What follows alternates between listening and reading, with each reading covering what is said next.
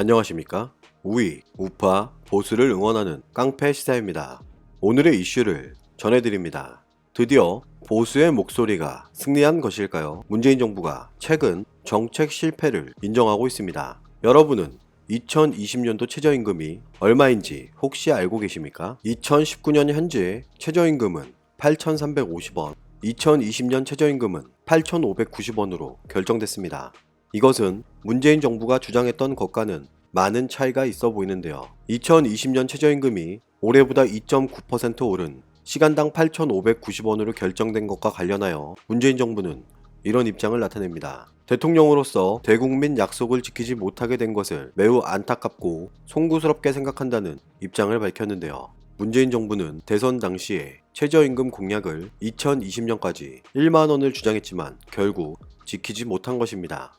최저임금 1만원 시대, 이것은 처음부터 가능했던 것일까요? 일부 전문가들은 문재인 정부가 주장하고 있는 소득 주도 성장 정책 자체에 문제가 있음을 지적하고 있습니다. 최저임금 1만원 시대가 대한민국에 가져올 변화는 과연 긍정적이었던 것일까요? 이미 소득 주도 성장 정책의 성과는 최고의 실업률, 폐업률, 고용 한파 지표 등이 대변해주고 있습니다. 문재인 정부는 처음부터 자국민의 경제에는 관심조차 없었던 것은 아닌지, 실제 대한민국 경제에 알고리즘 분석을 잘못한 것은 아닌지 의문이 발생하는데요. 대한민국 국회의원들은 정해진 날짜에 정해진 금액이 밀림 없이 나와서 현실을 잘 모르는 것일까요? 7월 14일 김상조 청와대 정책실장은 이런 입장을 나타냅니다. 7월 12일 문재인 정부는 3년 내 최저임금 1만원 공약을 달성할 수 없게 됐으며 이유로는 경제 환경, 고용 상황, 시장 수용성 등을 고려해 최저임금위가 고심에 찬 결정을 내렸다고 밝혔습니다. 문재인 정부는 김상조 청와대 정책실장이 최저임금 사태와 관련하여 진솔하게 설명하고 홍남기 경제부총리 겸 기획재정부 장관과 상의해 보완 대책을 차질 없이 꼼꼼히 준비하라고 지시했다지만 실질적인 대책은 찾지 못하고 있는 것 같아 보입니다. 대통령 비서로서 대통령 공약을 이행하지 못하게 된 점을 송구스럽게 생각하지만 경제는 순환이고 누군가의 소득은 다른 누군가의 비용이라면서 지난 2년간 최저임금은 표준 고용 틀 안에 있는 사람에게 긍정적인 영향을 줬다고 주장했는데요. 이유로는 상시 근로자 비중이 느는 등 고용구조 개선을 확인했고 이런 성과를 계속 이어가야 한다고 밝혔습니다. 고용구조 개선, 이게 지금 말이 되는 이야기입니까? 지금 당장 대한민국의 경제 지표는 어떻습니까? 오신환 바른미래당 원내대표는 문재인 정부를 향해 이런 입장을 나타냅니다. 진정으로 어려운 경제를 살리고 싶다면 그동안의 정책 실패를 솔직하게 인정하고 합당한 대책 마련을 위해 여야 모두의 지혜를 구해야 한다며 날선 비판을 하고 있습니다. 문제는 경제, 해법은 정치이며 무너지는 경제를 살리고 민생을 지켜내는 일은 정치가 최우선적으로 감당해야 할 책무이고 2019년 현재 대한민국 경제는 총체적 난국이라면서 문재인 정부의 경제 실정을 지적했습니다. 수출과 내수가 동시에 하강 곡선을 그리며 장기 침체의 조짐을 보이는데도 경제가 성공으로 가고 있다는 엉뚱한 소리를 대통령이 앞장서서 하는데 경제 상황이 어떻게 좋아질 수 있겠냐며 문재인 정부의 안이한 경제 인식에 결코 동의할 수 없다는 입장을 드러내고 있는데요. 문재인 정부는 현실을 직시하고 근본적인 대책을 세우는 대신 시시각각 다가오는 우리 경제의 위기를 일시적인 현상으로 치부하며 근거 없는 낙관론으로 사태를 더욱 암울하게 만들어 왔으며 고용 상황이 개선되고 있다는 정부의 주장 또한 국민 우롱이 아닐 수 없다고 주장했습니다. 문재인 정부가 주장하고 있는 고용률만 늘어난 것이 아니라 실업률이 빠졌음을 지적하고 있는 것인데요. 문재인 정부는 진짜 경제를 살리고 싶다면 말장난으로 진실을 호도하는 이 같은 행동들을 즉각 중단해야 하며 여럿머리로 경제를 살릴 수는 없다고 일침을 가했습니다. 추가 경정 예산은 알리바이용 면피성 예산이며 경제가 성공으로 나아가고 있다는 초현실적인 주장을 하다가 추경안 처리가 빨리 안 되면 큰일이 난다고 다그치는 것은 이율 배반이 아닐 수 없으니 시장은 시장대로, 재정은 재정대로 최악의 징태악난으로 몰아넣은 소득주도 성장론부터 반드시 폐기해야 한다며 주장했습니다. 여러분은 2019년 대한민국이 2000년 이후 역대 최고치의 실업률을 기록하고 있음을 알고 계십니까? 이 실업자 중에는 여러분의 배우자가, 자녀가, 친구가 될 수도 있다는 사실을 기억해야 할 것입니다. 김상조 청와대 정책실장도 국내 여론을 무시할 수만은 없었던 것일까요? 최저임금 인상 여파에 따른 부작용이 있음을 인정했습니다. 임금 노동자와 다를 바 없는 영세 자영업자, 소상공인을 포함한 표준 고용 계약 틀 밖에 있는 분들에게 부담이 된 것은 부정할 수 없으며 건강보험료 지원 등을 통해 보완 대책을 마련하고 충격 최소화에 노력했으나 구석구석 다 살피기에 부족한 점이 없지 않았다는 점을 인정한다고 밝혔습니다. 최저임금 정책이 을과 을의 전쟁으로 사회 갈등의 요인이 되고 정쟁의 빌미가 된 것은 가슴 아프지만 이번 최저임금 결정이 우리 사회에 만연한 오해와 편견을 불식하는 계기가 되길 바라고 결코 이 같은 결정이 문재인 정부가 주도했던 소득 주도 성장 정책 폐기나 포기를 의미하는 것은 아니라고 주장했습니다.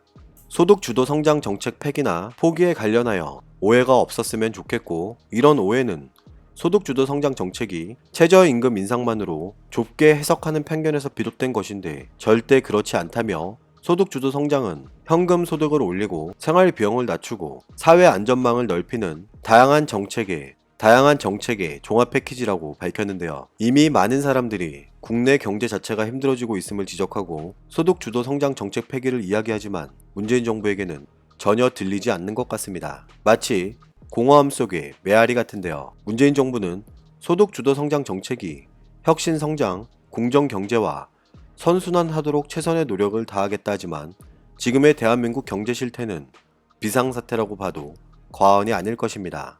이번엔 노동계가 강력하게 반발하고 나서면서 대정부 투쟁을 예고하고 있습니다. 이미 민주노총 위원장의 구속 결정 이후 문재인 정부와 전면전을 선포한 민주노총은 전국 총파업 대회를 앞두고 있는데요. 민주노총 관계자는 이런 입장을 나타냅니다.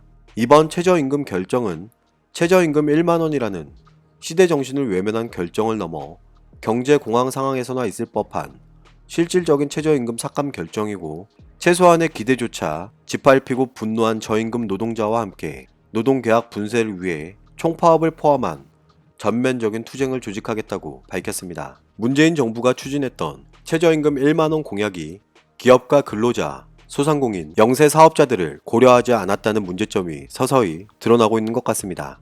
대한민국 안보와 경제 두 가지 모두가 흔들리고 있는 지금 문재인 정부는 무엇을 하고 있을까요? 일본의 수출 규제, 무역 보복 조치의 해결책은 찾은 것일까요? 자유한국당 나경원 원내대표는 일본의 수출 규제, 무역 보복 조치와 관련하여 이런 입장을 나타냅니다. 현재의 무능한 외교 라인의 정점에는 문재인 대통령이 있었다고 생각한다며 통상 보복 조치를 중단시키기 위해 치열한 외교전으로 일본 정부가 이성을 찾고 돌아오게 해야 하는데 지금 외교 라인은 어디 가서 무엇을 하고 있는지 묻고 싶다며 요즘 문재인 정권과 집권 여당의 일본 무역 보복 조치에 대한 대응과 반응에서 좀처럼 국익을 읽어내기가 어렵고 국익 대신 선동과 자극, 분열이 일켜 착잡하고 우려스럽다고 지적하며 이 잘못된 조정의 외교라인 교체를 빨리 해야 한다고 촉구했습니다. 최근 문재인 정부가 밝혔던 이순신 장군 발언과 관련해서도 입장을 나타냈는데요. 대통령이라는 직책은 삼도 수군 통제사가 아니며 어쩔 수 없이 12척의 배를 끌고 싸움에 나설 수밖에 없었던 이순신 장군의 마음을 헤아려 달라며 이순신 장군을 그렇게 만들었던 것은 무능한 선조와 그 당시 조정으로 문재인 대통령은 무능한 선조의 길을 걷지 말라고 비판했습니다. 정부, 여당이 3천억 원을 추가 경정 예산에 추가하겠다고 하는데 그동안 소홀히 하다 이제 와서 추경안을 내놓는 것은 응급 환자에게 체력장을 시키는 것과 다름없다며 어렵사리 문을 연 6월 임시국회를 묻지마 추경에 거수기 국회로 만들려던 여당이 이제는 정경도 국방부 장관의 방탄 국회로 만들고 있고 국민과 안보는 보이지 않고 오직 청와대만 보이냐며 강력하게 비난했는데요. 대한민국 청와대는 오늘까지 윤석열 검찰총장 후보자에 대한 청문 보고서에 재송부가 없으면 임명을 감행하겠다며 국회를 또 한 번 무시하고 협박하고 있고 다음에는 아마 조국 법무부 장관 같은데 결국 문재인 정부는 끝까지 적폐청산 기조를 유지하겠다는 것인지 반문했습니다. 많은 전문가들이 일본의 무역 보복 규제 사태와 관련하여 지금 당장 대체할 수도 없을 뿐만 아니라 일본 정부를 이해시키는 대화밖에 없다고 지적하고 있습니다. 문재인 정부 경제 참모진들은 도대체 무엇을 하고 있는 것일까요?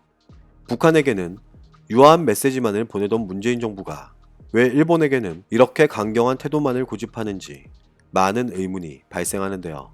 문재인 정부는 사태의 심각성을 깨닫고 현실적인 대응 방안을 찾아야 할 것입니다. 오늘도 우리는 우리가 누리고 있는 이 자유민주주의를 위해서 누구의 목소리를 응원해야 할지 선택은 여러분의 몫입니다. 감사합니다.